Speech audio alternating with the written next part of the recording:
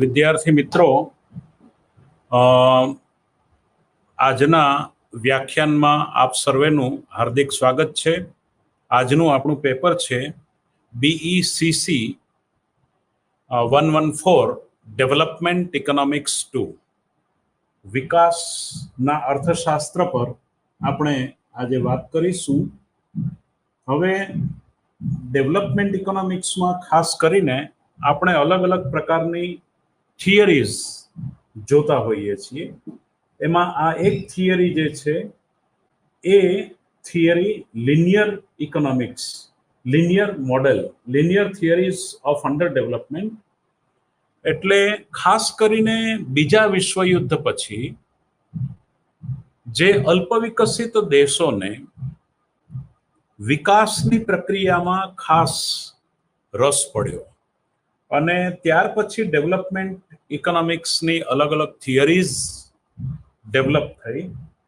એમાં આજે આપણે લિનિયર થિયરીઝની અંદર જે તમારા સિલેબસ પ્રમાણે માર્ક્સ થિયરી, માર્ક્સિયન થિયરી, એ વિશે આપણે થોડી વાત કરવાના છીએ. ત્યાર પછી બીજી જે થોડી થિયરીઝની વાત કરીએ તો અલગ અલગ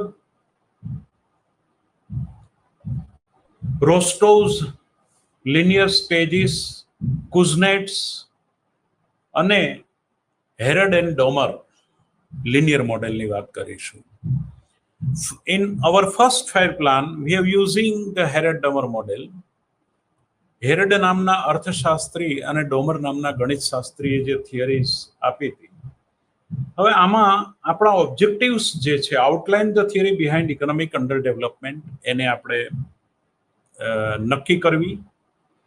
ત્યાર પછી discuss evaluation of classical theories of economic under development, એટલે કે અંડર ડેવલપ કન્ટ્રીઝ જે છે એના અલગ અલગ આ થિયરીઝ, એટલે actually if any path four development or growth, શું એવો કોઈ રસ્તો ખરો કે જેથી કરીને, દાખલા તરીકે બીજા વિશ્વયુદ્ધ બાદ ખાસ કરીને 1944 પછી આપણે બધા જાણીએ છીએ કે બ્રેટન વુડ્સ મુકામે જે પછી સંસ્થાઓ અસ્તિત્વમાં આવી, ઇન્ટરનેશનલ મોનેટરી ફંડ્સ, આંતરરાષ્ટ્રીય નાણાં ભંડોળ અને વિશ્વ બેંક, વિકસતા દેશોના વિકાસ માટે આ સંસ્થાઓ, અને વળી આંતરરાષ્ટ્રીય વેપારનો અવરોધ દૂર થાય એને માટે એ સમયે આ સંસ્થાઓ કાર્યરત હતી.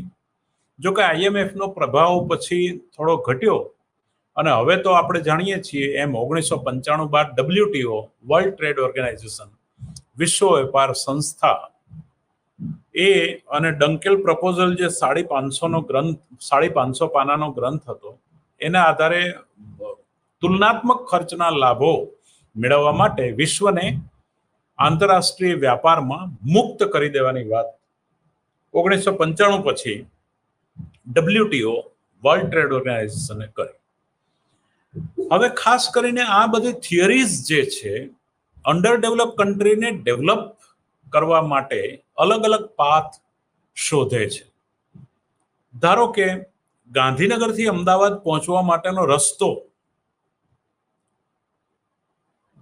ઘણા રસ્તાઓ, દાખલા તરીકે 2-3 રસ્તાઓ અવેલેબલ હોય. એમાં ઇકોનોમિક ગ્રોથ મોડેલ્સ જે છે એ ગ્રોથ મોડેલ્સ અલગ અલગ રસ્તાઓ તમને સૂચવે છે કે how to develop your under develop countries.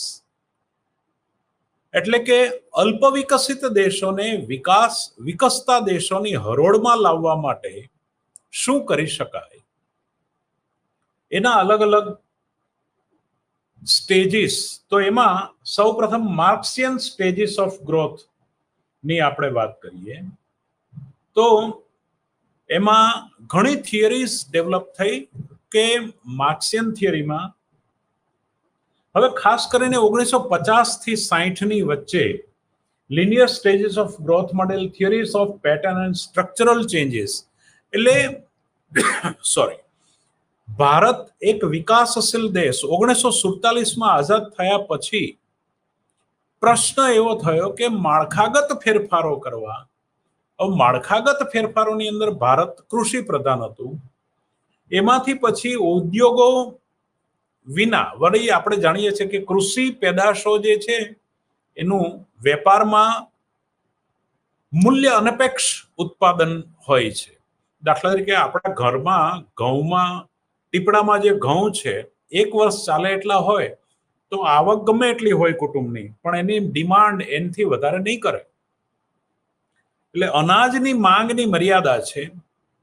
એટલે દેશે વિકાસ કરવો હોય તો ઉદ્યોગ પ્રધાન અને સેવા પ્રધાન બનવું પડે અને નવા નવા વિકાસના મોડેલમાં એને આગળ વધવું પડે.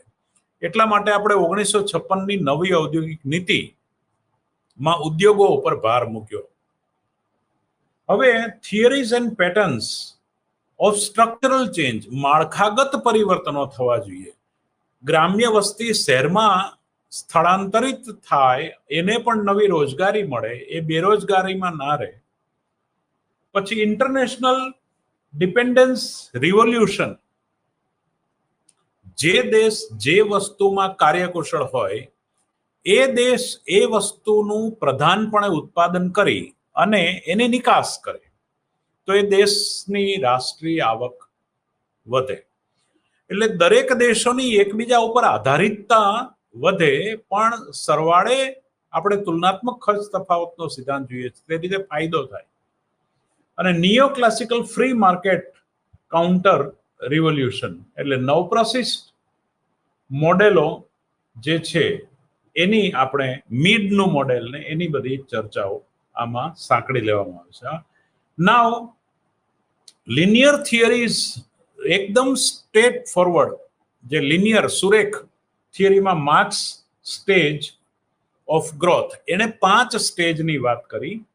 નંબર 1 પ્રિમિટિવ કોમ્યુનલ સોસાયટી, એટલે પ્રિમિટિવ સમાજવાદી સમાજ રચના. ત્યાર પછી ફ્યુડલિઝમ, કેપિટલિઝમ, ત્યાર પછી મૂડીવાદ, અને મૂડીવાદ પછી સોશિયાલિઝમ એન્ડ કોમ્યુનિઝમ. એટલે જે દરેક આર્થિક સત્તાનું કેન્દ્રીકરણ ના થાય અને સાથે વિકાસ કરવો છે. એટલે આપણે જો ભારતીય આયોજનમાં પણ ભાવ સ્થિરતાની પવિત્ર ધારણા સાથે આપણે આયોજન ચાલુ કરેલું, જો કે ભાવો સ્થિર રાખી નથી શક્યા એ બીજા નંબરની વાત છે, પણ ઉદ્યોગોમાં જતા મૂડીવાદ લેતા આર્થિક સત્તાનું કેન્દ્રીકરણ ના થાય, નાણું એક બાજુએ મુઠ્ઠીભર માણસો પાસે જમા ન થાય, એ આર્થિક સત્તાનું વિકેન્દ્રીકરણ થાય, વિકાસના ફળ દરેકને ચાખવા મળે, વિકાસ દરેક વર્ગમાં થાય, આ બધું એટલે કે આર્થિક સત્તાના વિકેન્દ્રીકરણ, ભાવ સ્થિરતાની સાથે આપણે વિકાસ કરવો, વળી ખેતીમાં ન રહેતા ઉદ્યોગીકરણમાં આપણે પ્રસ્થાન કરવું, સેવા ક્ષેત્રનું પ્રધાનપણું, અને હવે તો આઈટી સેક્ટર, એટલે સેવા ક્ષેત્ર. કારણ કે બીજી બાજુ તમને ઘણા બધા અવરોધો છે, પર્યાવરણને પણ તમારે સાચવવાનું છે અને વિકાસ કરવાનો છે.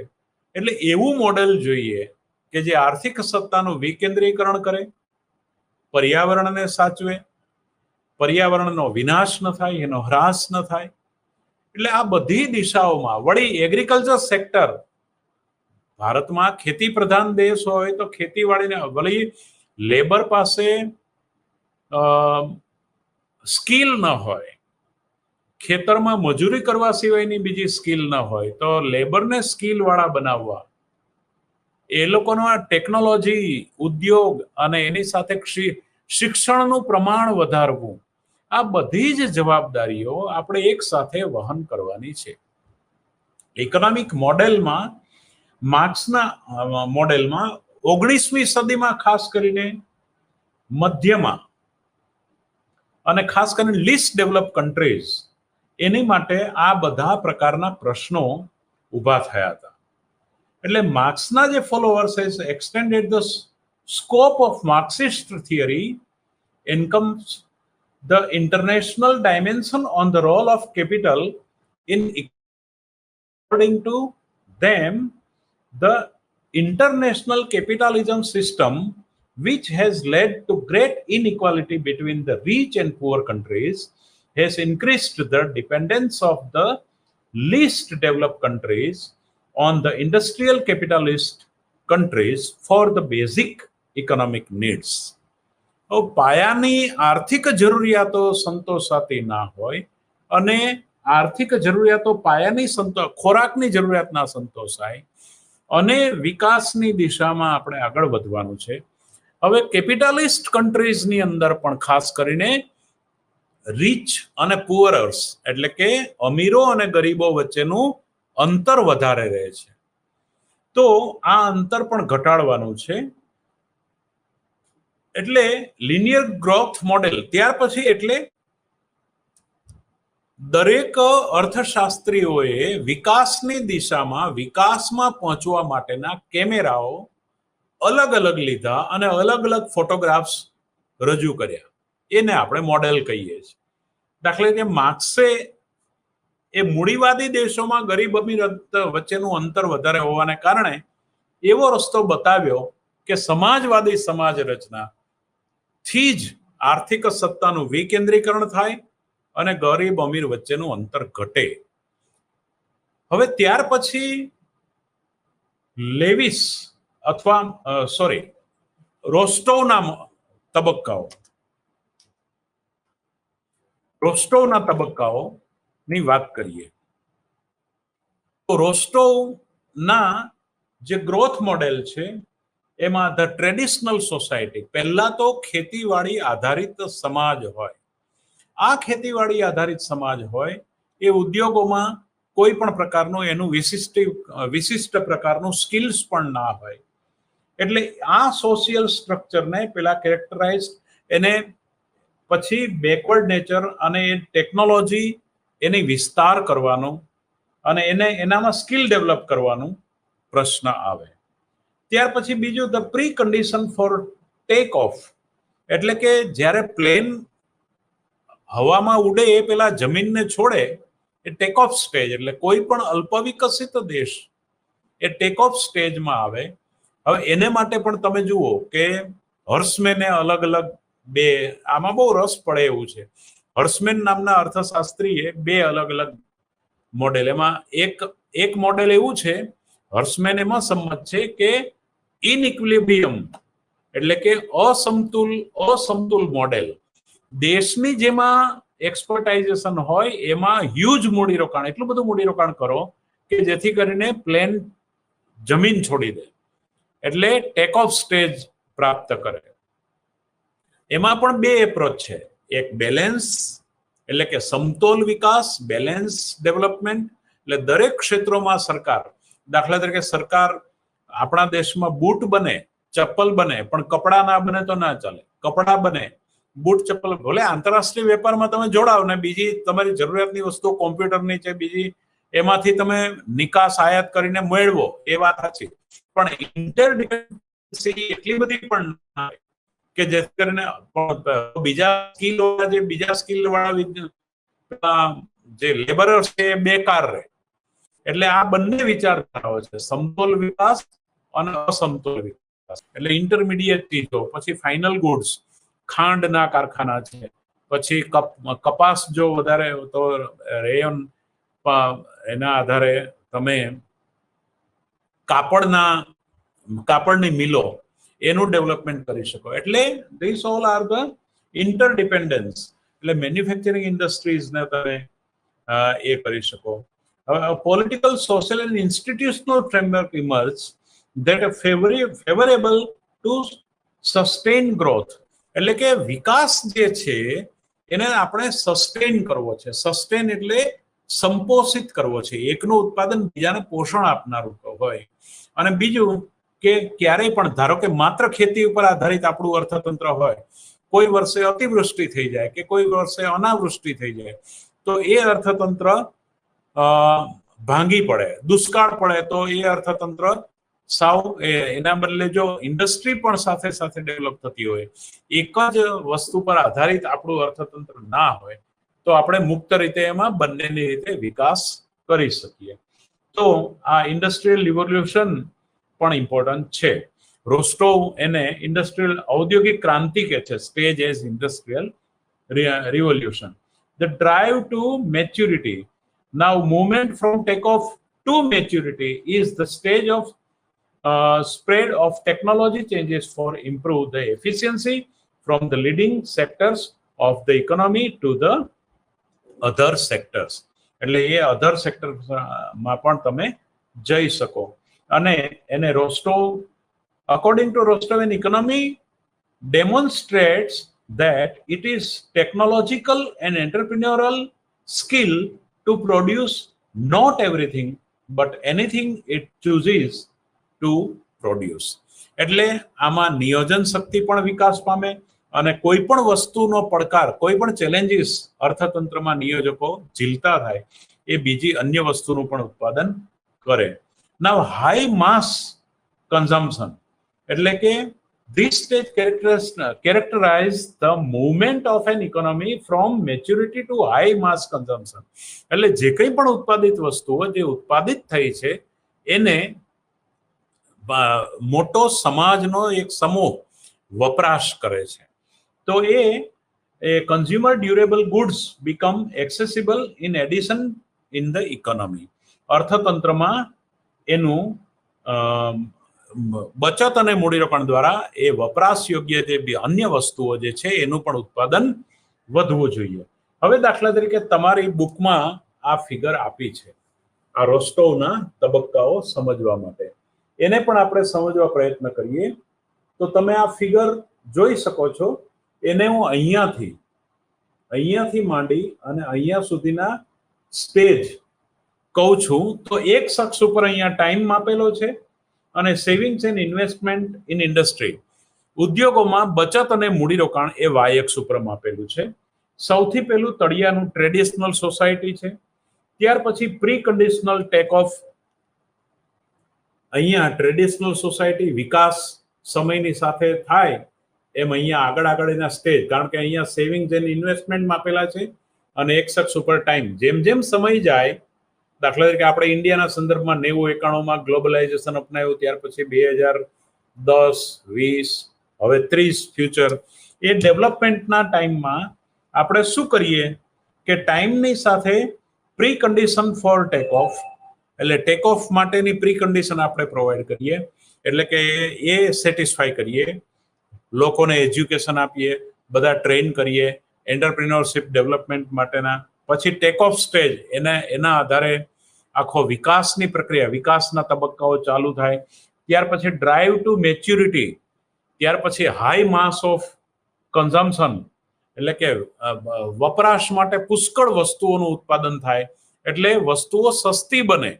અને વસ્તુઓ સસ્તી બને લોકોને વાપરવા માટે અલગ અલગ પ્રકારની ગાડીઓ, અલગ અલગ ઘડિયાળો, અલગ અલગ પ્રકારના જે લક્ઝુરિયસ ગુડ્સ એ પ્રાપ્ત થાય છે સમયની સાથે. તો આ રીતે રોસ્ટોવના તબક્કાવાર તમે વિકાસ કરો. જો મેં લેક્ચરની શરૂઆતમાં કહ્યું હતું કે આ યુનિટની અંદર અલગ અલગ મોડેલ, આ લિનિયર મોડેલ છે. લિનિયર મોડેલ એટલે સુરેખ મોડેલ. એમાં આપણે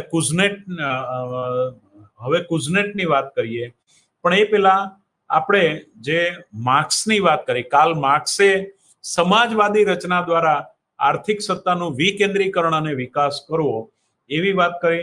ત્યાર પછી બીજી વાત આમાંનામાં રોસ્ટોવના તબક્કાઓમાં પેલા ટ્રેડિશનલ સોસાયટી, પછી pre condition for take off, the drive to maturity અને હાઈ માસ કન્ઝમ્પશનની રીતે વાત કરી અને એની ફિગર પણ આપણે જોઈ. હવે ત્યાર પછી લિનિયર મોડેલમાં કુઝનેટની થિયરી આવે છે. What is Kuznets theory? તો કુઝનેટની થિયરી બહુ જ અગત્યની છે અને એ આપણે જાણવા પ્રયત્ન કરીએ. તો કુઝનેટની થિયરી કંઈક એવી વાત લઈને આવે છે, એમઈજી. તો મોડર્ન ઇકોનોમિક ગ્રોથ, એના માટે એણે એવો આઈડિયા આપ્યો છે કે he defined a country's economic growth as a long-term rise in capacity to supply increasing diverse the economic goods to its population. This growing capacity is based on advancing technology and the institutional ideological adjustment that is demanded. એટલે કે એવી વસ્તુઓ કે જે એક રીતે આ વાત જે છે એ પ્રશિષ્ટ અર્થશાસ્ત્રને જસ્ટ ટચ કરીને નીકળી જાય છે. પ્રશિષ્ટ અર્થશાસ્ત્રમાં પણ એવી જ વાત હતી કે ક્લાસિકલ ઇકોનોમિક્સમાં જે વાત હતી એ આ પ્રકારની હતી કે પ્રશિષ્ટ કે બજારમાં ભાવ નિર્ધારણની પ્રક્રિયા જ માર્ગદર્શન આપશે, બજારનો પુરવઠો જ એની મેળેની માંગ સર્જશે. એટલે એ રીતે કુઝનેટ એવું કહે છે કે ટેકનોલોજી અને એનું સંસ્થાકીય અને વૈચારિક એડજસ્ટમેન્ટ જે એની ડિમાન્ડ ઊભી કરે છે એ જ ઉત્પાદકોને માર્ગદર્શન આપશે અને લાંબા ગાળે એની જે કેપેસિટી છે અર્થતંત્રની દેશની, તો supply increasingly diverse economic goods એ અર્થતંત્રની વસ્તુઓને એ દિશામાં ડાયવર્ટ કરે છે ઉત્પાદન કરવા માટે.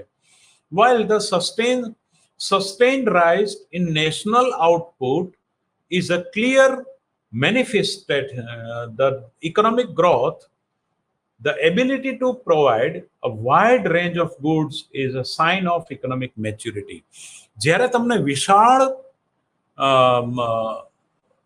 વિસ્તૃત, દાખલા તરીકે ગાડી છે કે મોબાઈલ છે, તો તમારા દેશમાં અલગ અલગ ઘણા બધા પ્રકારના મોબાઈલ જો મળતા હોય, ઘણી બધી પ્રકારની ગાડી મળતી હોય, ઘણા બધા પ્રકારના લક્ઝુરિયસ ઘડિયાળો મળતી હોય, ઘણી બધી પ્રકારનું અલગ અલગ વસ્તુઓ અવેલેબલ હોય, તો જેટલી વેરાયટી વધારે એટલો તમારો વિકાસ વધારે. It is your maturity stage, એવું કંઈક તમને કુઝનેટ સમજાવે છે.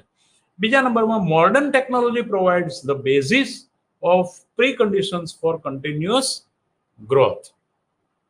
તમારી એકદમ આધુનિક ટેકનોલોજી જેમ વપરાશ થાય એટલે વિકાસ માટે પ્રીકન્ડિશન કઈ છે કે તમારા અર્થતંત્રમાં ઉત્પાદન માટે આધુનિક ટેકનોલોજીનો તમે વધારે ને વધારે ઉપયોગ કરતા હોવા જોઈએ. અને to realise the potential for growth inherent in new technology, institutional ideology, એટલે એવા પ્રકારના સંસ્થાકીય પરિવર્તનો આવે અને આઈડિયોલોજીકલ એટલે વૈચારિક પણ પરિવર્તનો આવે. અધર એડજસ્ટમેન્ટ મસ્ટ બી મેડ. એટલે જો જ્યારે બહુ પ્રાથમિક કક્ષાએ આપણે ભણતા હતા કે ભાઈ ગ્રોથ અને ડેવલપમેન્ટ વચ્ચે તફાવત છે, તો કયો તમારા વિચારોમાં પણ તફાવત આવે, તમારા વિચારોમાં પણ પેલું અપગ્રેડેશન, તમારા જે માત્ર વસ્તુઓ જ વેરાયટી મળે એમ નહીં, બળદગાડાની જગ્યાએ ટ્રેક્ટર, ખેતીમાં પણ કાપણીના મશીન, વાઢવાના મશીન, ચોખ્ખું કરવા માટે ઘઉં પેલા વીણવાના નહીં, એનું જે બાવડામાં પેલું મિલિંગ થાય છે પ્રોસેસ, ઘઉં ચણા ચોખ્ખા થાય, અનાજ ચોખ્ખું થાય, એટલે યંત્રોનો વધારે વપરાશ. એ બધી વાત બરાબર ને એને કારણે તમારા વિચારસરણીઓમાં અને સંસ્થાકીય માળખામાં પણ ફેરફાર થવો જોઈએ. તો હવે તમે વિચાર કરો કે જો આ વસ્તુ હોય તો તમે લેબર ઇન્ટેન્સિવ અને કેપિટલ ઇન્ટેન્સિવ કોઈ પણ વસ્તુને એનાલાઇઝ કેવી રીતે કરી શકો કે આ શ્રમ પ્રધાન છે, આ મૂડી પ્રધાન છે. એક્સપર્ટાઇઝેશનની રીતે આંતરરાષ્ટ્રીય વેપારનો સિદ્ધાંત સાચો પડી શકે કે ભાઈ જે વસ્તુમાં જે દેશ કાર્યકુશળ હોય એનું ઉત્પાદન કરે, પણ એક વસ્તુ શ્રમ પ્રધાન હોય પણ એમાં તમારે ધારણા કરવી પડે કે ટેકનોલોજીકલ ચેન્જ થતો નથી. જો થાય તો શ્રમ પ્રધાન વસ્તુ મૂડી પ્રધાન થઈને ઉભી રહે, મૂડી પ્રધાન શ્રમ પ્રધાન થઈને ઉભી રહે. તો હાઉ કેન યુ એનાલાઇઝ? એટલે આંતરરાષ્ટ્રીય વેપારના સિદ્ધાંતમાં પણ તમારે આ ધારણાઓ બાંધવી પડે. અને એમી જે modern economic growth is characterized by the rapid growth in per capita production, higher rates of capital formation than previous approach, extensive use the science based technology, વિજ્ઞાન આધારિત ટેકનોલોજીનો વિકાસ થાય. પર કેપિટા, માથાદીઠ આવક નહીં, માથાદીઠ ઉત્પાદન વધવું જોઈએ, માથાદીઠ કેપિટલ એક્યુમ્યુલેશન, મૂડીરોકાણ એ પણ તમારું હાઈ રેટમાં પર કેપિટા વધતું જાય. તો એને ડેવલપ નેશન જે છે એમાં ખાસ કરીને અમુક 3-4 બાબતો કુઝનેટે બતાવી છે. એમાં પહેલી બાબત, high rate of growth of per capita output and slowing down to the population growth rate. Per capita એટલે કે માથાદીઠ ઉત્પાદન વધવું જોઈએ અને વસ્તી ઘટવી જોઈએ. વસ્તી વૃદ્ધિનો દર ઘટવો જોઈએ અને માથાદીઠ ઉત્પાદન વધવું જોઈએ. 1. Number 2, high rate of increase in total factor productivity, TFP, total factor productivity, એ પણ વધવું જોઈએ. શ્રમની ઉત્પાદકતા ક્યારે વધે? તમે શ્રમને જો તમે કોમ્પ્યુટર આપો તો એ કાગળ અને પેનથી જે કામ કરે એના કરતા કોમ્પ્યુટરથી વધારે સારી રીતે કામ કરી શકે.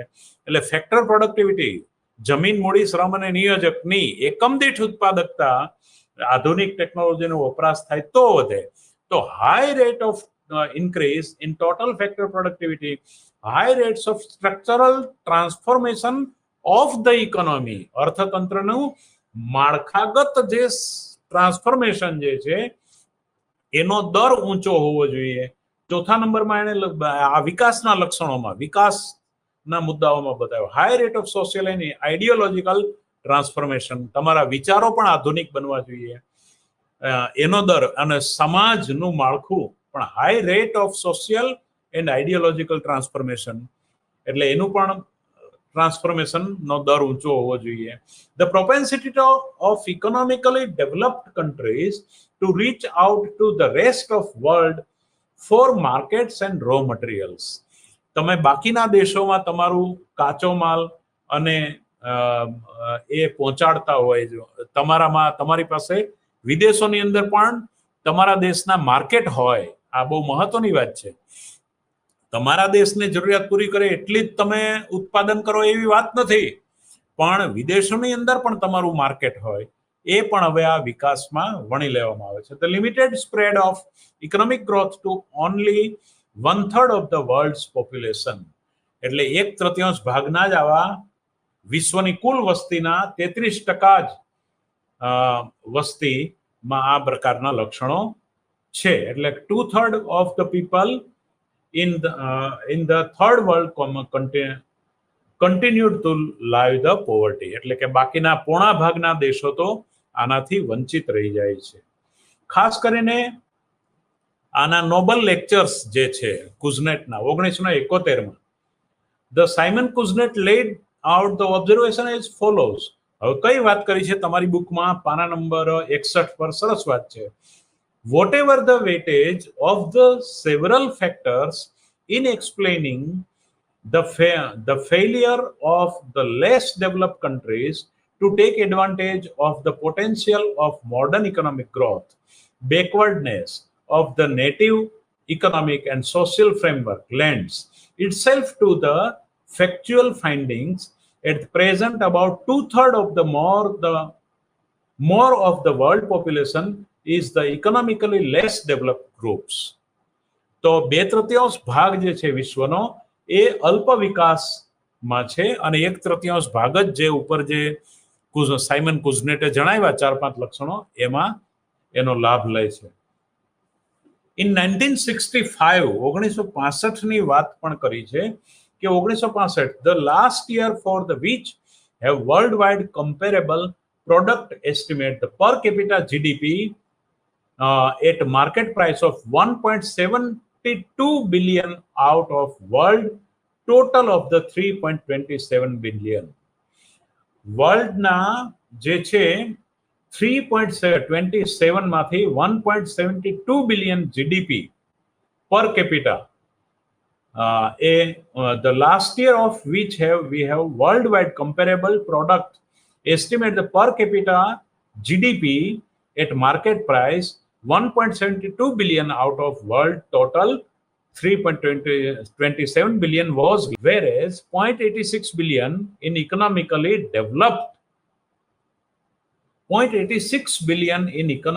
developed countries had per capita product of some $1,900. અલ્પ વિકસિત દેશોમાં જ્યારે $120 પર કેપિટા પ્રોડક્શન હતું, ત્યારે વિકસિત દેશોમાં $1900 $1,900 પ્રોડક્શન પર કેપિટા હતું. એટલે પેલા લોકો પર હેડ જે $1900 વસ્તુઓ વાપરે, ત્યારે અલ્પ વિકસિત દેશો $120 વસ્તુઓ વાપરવા મળે છે. એવી વાત છે. એટલે આ બહુ મહત્વનું તારણ છે સાયમન કુઝનેટનું. એટલે કે 20% એ ભાગ જે છે એ વસ્તી એને વિકાસના ફળો આ રીતે મળે છે. સેવર primarily preliminary finding or rather plausible impressive may be noted. First, the group of less developed countries, એટલે કે અલ્પ વિકસિત જે રાષ્ટ્રો છે એમાં ખાસ કરીને આ જે એક્સ્ટ્રીમલી એની રેન્જ જે છે, રેન્જ સાઇઝ એ પણ વિશાળ છે. $120 તો છે, પણ એની અંદર પણ ગરીબ અને અમીર વચ્ચેનું ડિસ્ટન્સ બહુ મોટું છે, એવી વાત છે. એટલે આ વાત હવે અહીંયા ખૂબ ઇમ્પોર્ટન્ટ તારણ આપે છે. અને એ વાત પછી આપણે જે બહુ મહત્વની વાત, જે આપણે પ્રથમ પંચવર્ષીય યોજનામાં જેનો આપણે બૃહદ રીતે ઉપયોગ કર્યો, એ હેરડ ડોમર મોડેલની પણ અહીંયા વાત આવે છે. હેરડ નામના અર્થશાસ્ત્રી અને ડોમર નામના ગણિતશાસ્ત્રીએ આ લગભગ એ વખતે સરખું જ એનાલિસિસ આપ્યું. ખાસ કરીને અલ્પ વિકસિત દેશોને વિકાસની દિશામાં જવા માટે હેરડ એન્ડ ડોમર ડિફર ધ ડિટેલ. તો એની કેટલીક જનરલ એઝમ્પશન્સ હતી, કેટલીક ધારણાઓના અંડરમાં હેરડ ડોમરે ઓલરેડી એક્ઝિસ્ટ. એટલે કે એ ચાલવાનું ક્યાંથી ચાલુ કરે છે? પૂર્ણ રોજગારીની ધારણામાંથી, કે અર્થતંત્રમાં પૂર્ણ રોજગારી છે જે હોતી નથી. There is no government interference in the function of the economy. અર્થતંત્રના કોઈ પણ કાર્યમાં સરકારનો કોઈ હસ્તક્ષેપ નથી. અને બીજું, ક્લોઝડ ઇકોનોમી, દરેક દેશો વેપારથી જોડાયેલા નથી. એટલે કે government restriction on trade and complication cost by international trade are ruled out. એટલે કે ક્લોઝડ ઇકોનોમી છે, એટલે ન તો વેપારને પ્રોત્સાહન આપવામાં આવે છે કે ન તો વેપારને અવરોધવામાં આવે છે. There are no legs in adjustment of variable. Economic variables such as savings, investment, income, expenditure adjust themselves completely within the same period of time. એટલે કે કોઈ પણ પ્રકારનું લેગ એટલે સમયગાળો, લેગ એડજસ્ટમેન્ટ થતું નથી કોઈ પણ ચલરાશીઓ વચ્ચે. એટલે કે નાણાંના વિનિમયના કાર્યને જ માત્ર ધ્યાનમાં લેવામાં આવ્યું છે. મૂડીરોકાણ તરત, બચત તરત મૂડીરોકાણમાં પરિવર્તિત થઈ જાય છે, ટાઈમ લેગ નથી. એટલે કે જે ચલરાશીઓ છે, બચત, મૂડીરોકાણ, આવક, ખર્ચ, આ બધામાં ટાઈમ ડ્યુરેશન નથી. વળી the average propensity to save, એટલે કે APS and marginal propensity to save, MPS, are equal to each other. એટલે કે APS equal to MPS. હવે આવું, this is written in symbol as a S upon Y is a delta S upon delta Y. એટલે કે APC is equal to MPC, APS equal to MPS. એટલે કે સીમાંત બચત વૃત્તિ અને સરેરાશ બચત વૃત્તિ એ સરખી છે. Now the both of propensity to save, capital coefficient, એટલે કે capital output ratio are given and it is constant. એટલે કે મૂડી ઉત્પાદન ગુણોત્તર આપેલો છે અને અચળ છે. હવે એનો અર્થ કે ટેકનોલોજીકલ પરિવર્તનોને તમે આમાં ગણ્યું નથી હેરડ ડોમર મોડેલની અંદર. નાઉ the depreciation rate are not included and their variable. Now saving and investment are equal to ex ante and ex post sense. That is, there is accounting as well as the functional equality between savings and investment. મૂડીરોકાણ અને બચતોની વચ્ચે ex post અને ex ante, એ saving and investment are equal, એ ex post અને ex ante લેવલમાં સરખા છે. એટલે these assumptions were meant to simplify the task of growth analysis, which could be relaxed the later. Herod's growth model raised the three issues. એટલે કે ત્રણ બાબતોમાં એણે ત્રણ પ્રકારના વૃદ્ધિ દરોની કલ્પના કરી. How can steady growth be achieved for an economy which with a fixed capital output and fixed savings income ratio? સ્થિર બચત અને આવક ગુણોત્તર અને સ્થિર મૂડી ઉત્પાદન ગુણોત્તરમાં વૃદ્ધિ દર કેવી રીતે સરખો રહે છે? એક. બીજી વાત, how can the steady growth rate be maintain, એટલે કે સસ્ટેનેબલ ડેવલપમેન્ટમાં સ્થિર વૃદ્ધિ દર કેવી રીતે મેન્ટેન કરવો, ક્યારે, or what are the conditions for maintaining the steady uninterrupt growth, એટલે કે જેની અંદર બીજો કોઈ પણ પ્રકારનો હસ્તક્ષેપ કરવામાં નથી આવતો એવા પ્રકારનો વૃદ્ધિ દર કેવી રીતે એને તમારે મેન્ટેન કરવો, એને કેવી રીતે જાળવી રાખવો. How do the natural factor, અને એની સાથે કુદરતી એક પરિમાણ છે, કુદરતી પરિબળો છે, put a ceiling on the growth rate of the economy, એની ટોપ લેવલનો ગ્રોથ રેટ કેવી રીતે નક્કી કરે. એટલે 3 ગ્રોથ રેટ. એક તો જો અચળ આવક અને બચત અને મૂડી ઉત્પાદન ગુણોત્તર જ્યારે અચળ છે ત્યારે વૃદ્ધિ દર, એટલે કે નિયોજક દ્વારા અપેક્ષા રાખવામાં આવતો જે વૃદ્ધિ દર. બીજો વૃદ્ધિ દર, how can growth rate be maintain, આ ગ્રોથ રેટ જે રિયલ છે એને કેવી રીતે મેન્ટેન કરવો. અને ત્રીજી વાત કે બેકારીનો, એટલે કે કુદરતી પૂર્ણ રોજગારી મેન્ટેન થઈ શકે એ માટે how do natural factors put a ceiling on the growth rate of the economy. અર્થતંત્રમાં એ સીલિંગ ગ્રોથ રેટ કેવી રીતે નક્કી થાય. તમારી પાસે ટોટલ જે પાત્રમાં પાણી ભર્યું છે, એટલે કે એનો અર્થ કે સીધી વાત છે ટોટલ તમારી વસ્તી છે એ બધાને રોજગારી મળી રહે. નંબર 1.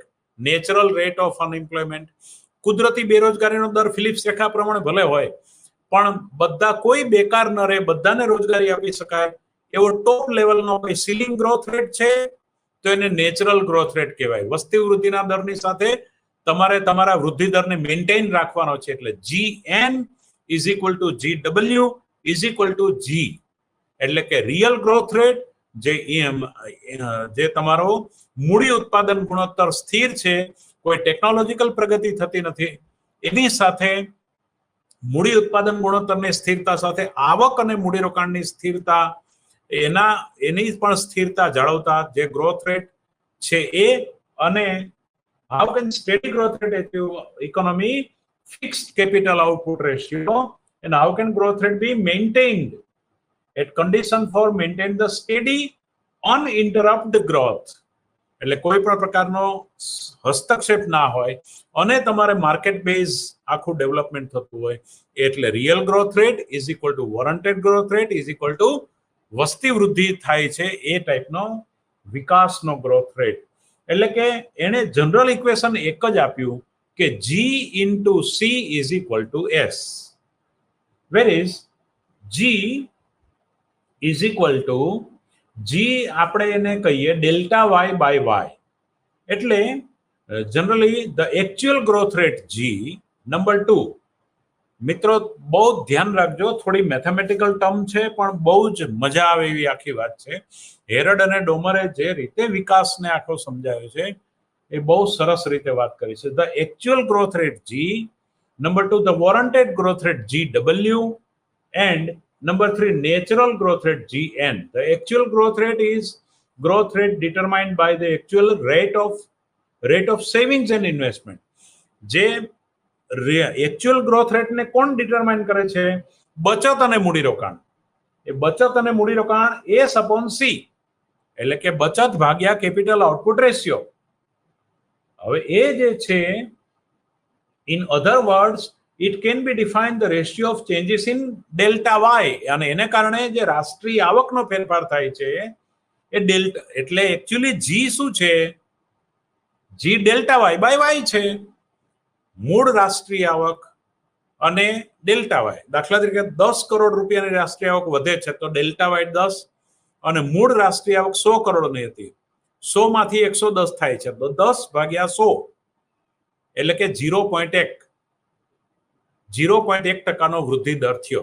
એ રીતે ગ્રોથ માપવાનું. ફરીવાર 10 કરોડનો વધારો થયો મૂડીરોકાણ અને બચતોના વૃદ્ધિના પરિણામે, જે આપણે આગળ ચાલ્યા છીએ, અને ભાગ્યા 100 એટલે કે 10% વૃદ્ધિ દર છે, 100 એ 10 રૂપિયાનો વૃદ્ધિ દર છે, એટલે કે 0.1 growth rate that is delta Y by y, ટકાવારીની રીતે ડેલ્ટા વાય બાય વાય. અને બહુ ક્લિયર છે, બહુ જ ક્લિયર છે. તો આ રીતે પેલો વૃદ્ધિ દર માપ્યો છે. એટલે જનરલ ઇક્વેશન એ છે કે G into C is equal to S. The actual growth rate is determined by savings income ratio and capital output ratio. Both the factors have been taken by the fixed in the given period. એટલે કે આપેલા સમયગાળામાં એ આપેલો છે. The relationship between the actual growth rate and its determinants was G into C is equal to S. Where G is the actual growth rate, C represent the capital output ratio, એટલે કે delta Y by y ગુણ્યા capital output ratio is equal to S, એટલે કે બરાબર બચત દર, એટલે કે delta S by delta y, એટલે કે G delta Y by Y into delta K by delta y is equal to delta S by delta y. એટલે કેપિટલ ફ્લો જે છે અહીંયા તમને સ્પષ્ટ બતાવ્યું છે, હું તમને અહીંયા બતાવું છું. જો મેથેમેટિકલ કેલ્ક્યુલેશન બહુ ક્લિયર જ આપ્યું છે નીચે, જે હું આંગળીથી તમને બતાવું છું એ આખું એનું કેલ્ક્યુલેશન છે. અને એ હું તમને કહું કે G is equal to delta Y by Y છે, C is equal to delta K by delta Y છે, એને ગુણ્યા I બાય ડેલ્ટા વાય. કારણ શું? ડેલ્ટા કે એટલે શું? મૂડીનો જથ્થામાં વૃદ્ધિ એટલે મૂડીરોકાણ, I બાય ડેલ્ટા વાય. એનો અર્થ કે સ્મોલ s બરાબર, અને મૂડીરોકાણને બચતો સરખા છે, એનો અર્થ કે S by Y, S upon Y, બચત ભાગ્યા આવક. એટલે બચત ભાગ્યા આવક કરીએ છીએ એ સ્મોલ એસ છે.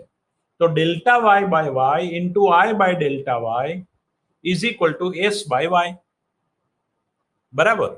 એનો અર્થ કે ડેલ્ટા વાય અપોન વાય, એટલે કે ડેલ્ટા વાય બંને ઉડી જશે. અહીંયા આ ડેલ્ટા વાય, આ ડેલ્ટા વાય અને આ ડેલ્ટા વાય, આ છેદનો ડેલ્ટા વાય અને આ અંશનો ડેલ્ટા વાય ઉડી જાય, એટલે I upon Y is equal to S upon Y, કારણ કે I ઇક્વલ ટુ એસ. એટલે વિકાસની બહુ પ્રાથમિક શરત મૂડીરોકાણ બરાબર બચત થવું જોઈએ. પણ હવે કેટલુંક વોરંટેડ ગ્રોથ રેટ એટલે નિયોજકો દ્વારા જે અપેક્ષા રાખવામાં આવે છે એની વાત કરીએ તો જનરલ ઇક્વેશન તો એક જ, GC equal to S. GC equal to S નું પ્રોડક્ટ શું? I equal to S. કારણ કે જીસી ઇક્વલ ટુ I. કેમ? ગ્રોથ રેટ એટલે delta Y by Y, C એટલે I by delta Y, delta Y ઉડી ગયા એટલે I by delta Y, I by Y is equal to S by Y. એટલે કે આવકની સાથે થતી બચત બરાબર આવકની સાથે થતું મૂડીરોકાણ, એ બંને જ્યાં સમતુલામાં આવે એનો અર્થ કે I બરાબર એસ થાય, મૂડીરોકાણ બરાબર બચત થાય, ત્યાં અર્થતંત્રની સમતુલા આવે. ધીસ ઇઝ કોઈ પણ પ્રકારનો હસ્તક્ષેપ કર્યા વગર તમારે બચતના દોરડા પર ચાલવું હોય તો વિકાસના વૃદ્ધિના દોરડા પર ચાલવું હોય તો આ. પણ ખરેખર વોરંટેડ એટલે નિયોજક દ્વારા અપેક્ષા કયો રખાય છે? એટલે મેં જે તમને 3 વાત કરી હતી. પહેલી વાત, પછી how can steady growth rate be achieve for an economy, એનો જવાબ I equal to S. How can the steady growth rate be maintained? અને ત્રીજી વાત, how do natural factors put ceiling on the, કોઈ ગ્રોથ રેટની સીલિંગ કેવી રીતે નક્કી કરવી? એટલે આ ત્રણેય પ્રશ્નોના જવાબની સમતુલાની વાત હેરડ અને ડોમરના મોડેલમાં આપવામાં આવી છે. આ વાત ના ભૂલાય એ તમે ખાસ જોજો.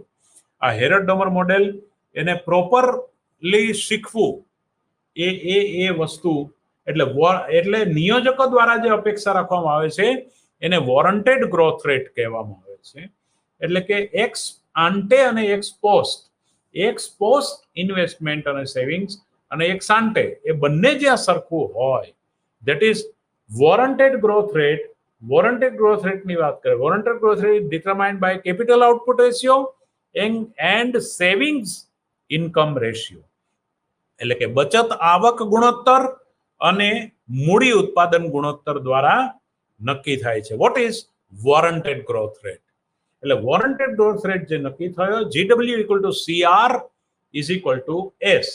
Directly it means that if, હવે અહીંયા જે છે, if your G is greater than GW, હવે હું પહેલી કન્ડિશન ને બીજી કન્ડિશન ને કમ્પેર કરું છું.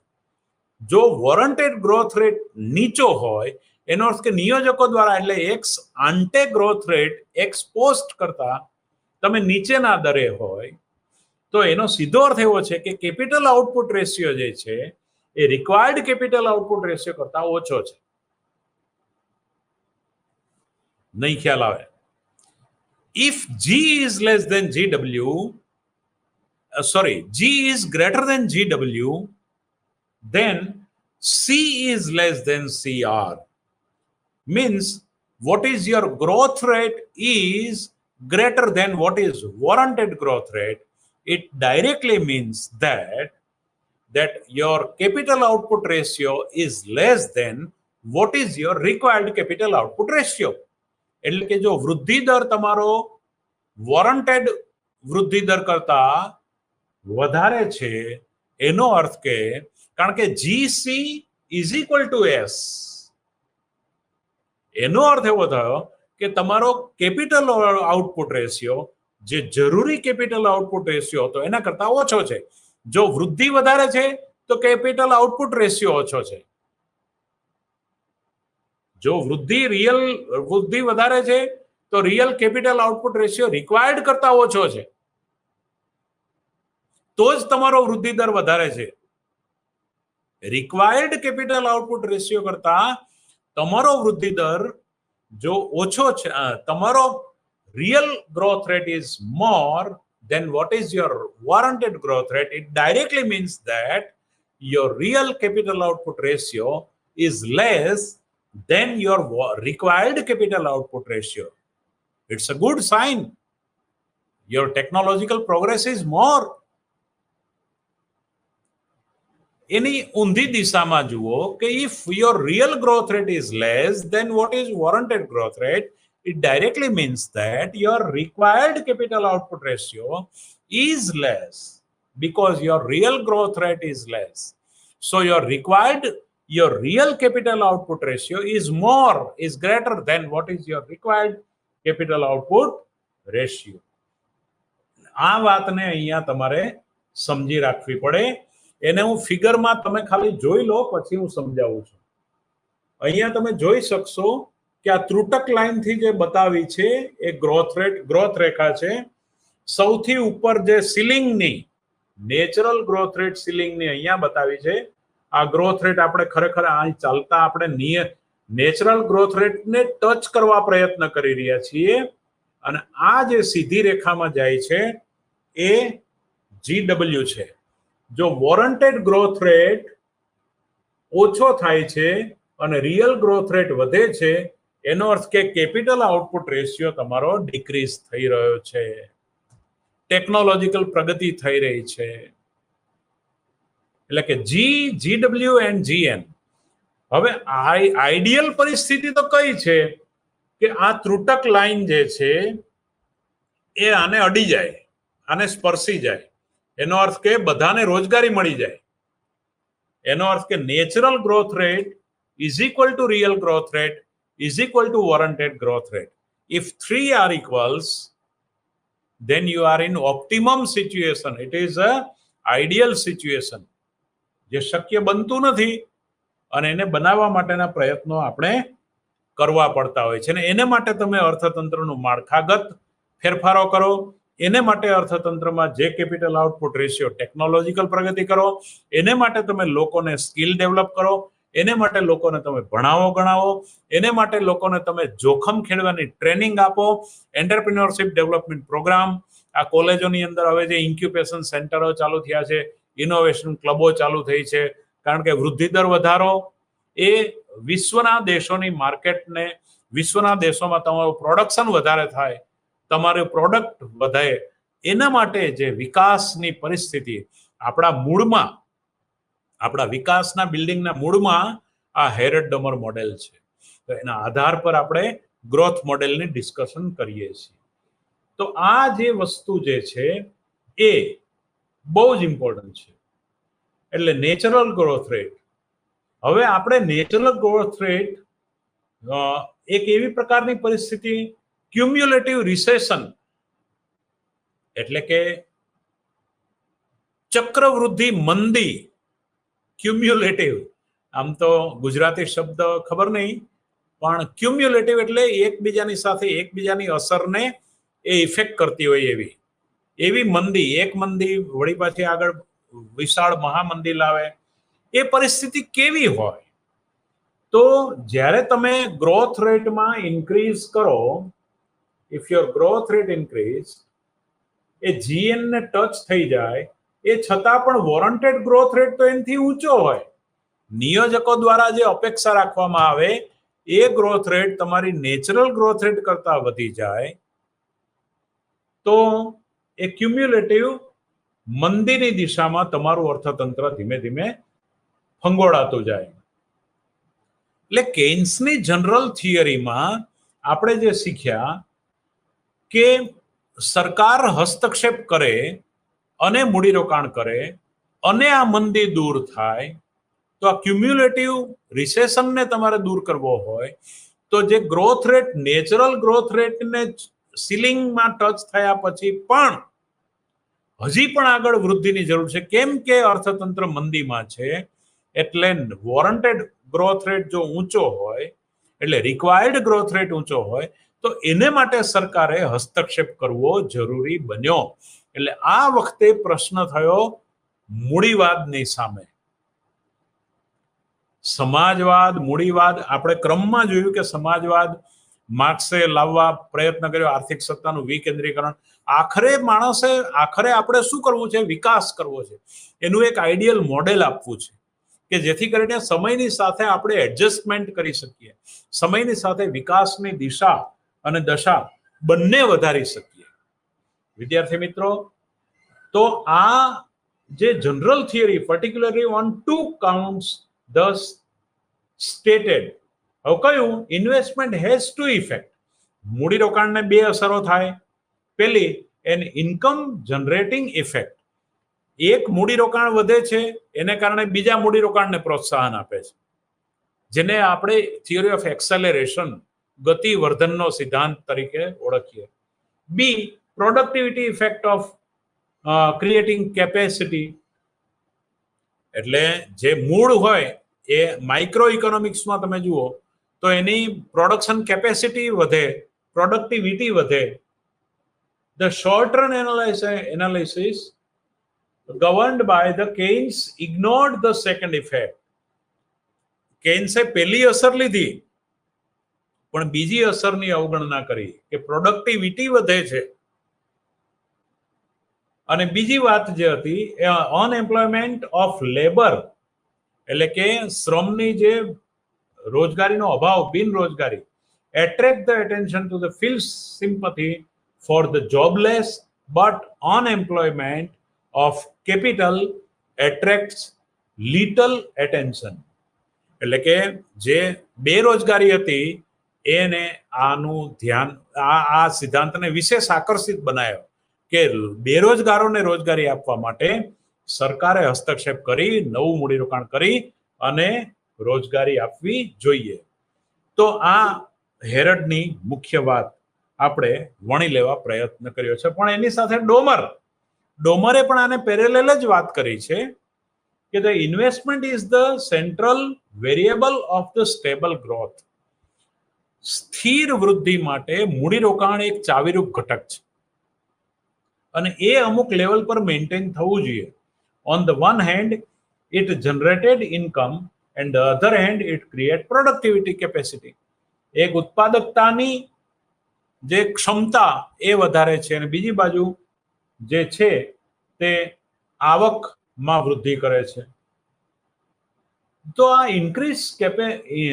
increased capacity arising from the investment can result in greater output or greater unemployment depending on the behavior of the income.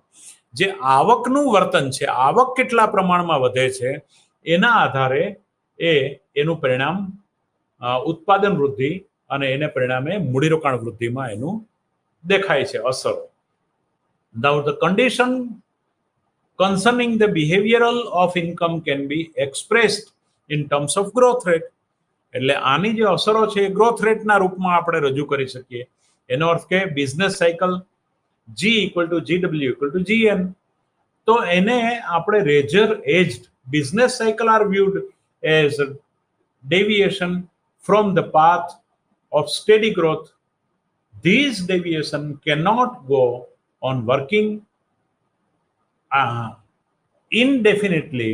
These are the constrained by the upper and lower limit, that is full employment and ceiling.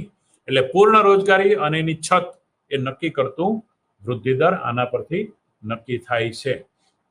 તો આ હેરડ અને ડોમરે એની જે socio economic કન્ડિશન્સના આધાર પર અને Harrod Domar's result are useful the cross countries.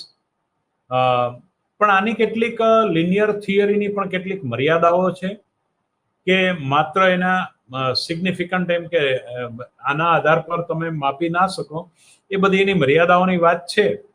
પણ એની ચર્ચા ને અત્યારે માત્ર આપણી પાસે 2 મિનિટ છે, તો અત્યારે એ અસ્થાને છે બધી ચર્ચાઓ. પણ હેરડ અને ડોમરનું મોડેલ જે છે એ વિકાસની અંદર લિનિયર મોડેલમાં એ પણ લીડરશિપ લે છે. અને એની વાત હવે આપણે યુનિટ 4ની અંદર બીજા નોન લિનિયર મોડેલની ચર્ચા આવતા લેક્ચરમાં લઈશું. પણ એ પહેલા આ વાત જે છે એને સંપૂર્ણ રીતે આપણે જો સૂચવીએ તો આ જે રેજર એજ્ડ મોડેલ આને કહેવાય છે, એટલે કે અથવા નાઇફ એજ્ડ મોડેલ, છરીની ધાર પર ચાલવા જેવું આ મોડેલ છે. કારણ કે ત્રણેય વૃદ્ધિ દરોને તમારે સાચવવા પડે છે અને એનું લેવલ મેન્ટેન કરવું પડે છે. How it is possible, how it can be, એ પણ એક પ્રશ્ન નવો રહે છે કે આને તમે કેવી રીતે મેન્ટેન કરી શકો. તો અલગ અલગ દેશની પરિસ્થિતિ અલગ અલગ હોય અને એ રીતે એના આયોજન કરતા હોય, એના નીતિ આયોગે એ પ્રમાણે વિચાર કરી અને એ પ્રમાણે મૂડીરોકાણના અલગ અલગ ક્ષેત્રો નક્કી કરી અને આ વસ્તુને મેન્ટેન કરવી પડે, કરવી જોઈએ, કરવી પડતી હોય છે. તો આ બધા આ જે 3 condition G equal to GW, warranted growth rate equal to growth rate, real growth rate equal to natural growth rate, તો એની સીલિંગ અને ફ્લોરિંગ એ બેની વચ્ચે કેવી રીતે આપણે ગ્રોથ રેટમાં પ્રોગ્રેસ કરવી એ આ નવા મોડેલ, આ હેરડ ડોમર મોડેલમાં એનું ખૂબ સુંદર રીતે આપણે ચર્ચા કરી. અત્યારે મારાથી જે થઈ શકતી હતી, મારી જે વિચારધારા હતી, મારી જે સમજણ હતી એ પ્રમાણે આ મોડેલોને અને તમારા યુનિટને ન્યાય અને વળી તમારા સિલેબસના સંદર્ભમાં યુનિટને ન્યાય આપવા પ્રયત્ન કર્યો છે. કંઈ પણ ક્ષતિ રહેતી હોય તો દરગુજર કરશો. નમસ્કાર. Thank you very much. આભાર.